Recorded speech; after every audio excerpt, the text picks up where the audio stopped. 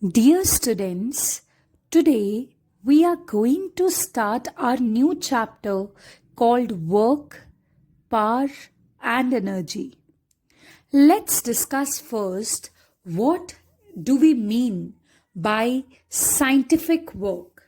Okay, for that you need to consider an object first. Suppose this is some horizontal surface over which some object is kept. You have applied a force over that object in any direction, okay? And the object displaces to some extent. The displacement is written as S vector here. Now, if you see what angle force is making with the direction of displacement, that angle will be theta. Suppose, so when you resolve this force into two rectangular components, one along the theta and one perpendicular to theta, the one which is along theta can be written as fx vector because it's along x-axis, and the same way the one which is resolved perpendicular to theta is written as fy vector. Alright, now this fx vector, this is f cos theta and this fy is f sin theta. We know that.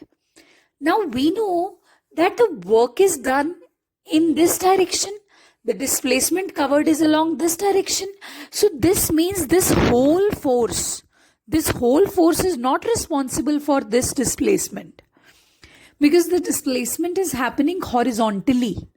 So there is something which is responsible for this displacement, and that is one component of this force, which is fx vector, because only that component can take the object till here. This component cannot be doing that.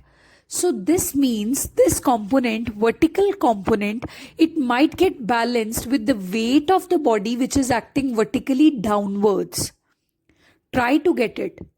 Basically, you applied a force in any direction and that force displaced the object. But I'm very certain by looking at the displacement that this horizontal displacement could not be caused by this whole force. It could be the situation that some part of this force will be responsible for this displacement. And once I discovered, I found that the part of force which is responsible for this displacement is fx vector. So fx is equal to f cos theta, fy is equal to f sin theta. Now work done will be by that force which is actually displacing the object. So that is fx multiplied by the displacement, and it can be written as f cos theta into s, because fx has value f cos theta. Now the whole of this stuff can be written in short form as f vector dot s vector, where f vector is force, s vector is displacement, and we can see that work done is the dot product of force and displacement. Okay, so now you got it, what is work done. After that, remember that if you have force and displacement in rectangular components, like force is given as 2i cap minus 3j cap plus 4k cap, and displacement is given as 6i cap minus 2j cap, any random thing I am taking, plus 3k cap, then if you are asked to find out the work done, so work done will be equal to force vector into displacement vector. So this will be 2i minus 3j plus 4k cap dot 6i minus 2j cap plus 3k cap.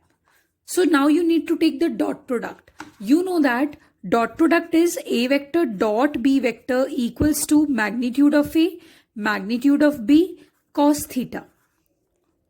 Okay, so I dot I is 1, j dot j is 1, k dot k is 1. For this, the small details, you need to go back to the video dot product of two vectors if you don't know how dot product is performed. Okay, so 2 into 6, 12, minus 3 into minus 2 plus 6, 4 into 3, 12. I का j के साथ, I का k के साथ सब dot product जो है वो जीरो हो जाते हैं. Only I dot I, j dot j, k dot k lasts. So what is the answer? You are going to get 24 plus 6, 30 joules. Remember, joules is the unit of work done. So this is the way we simplify work done.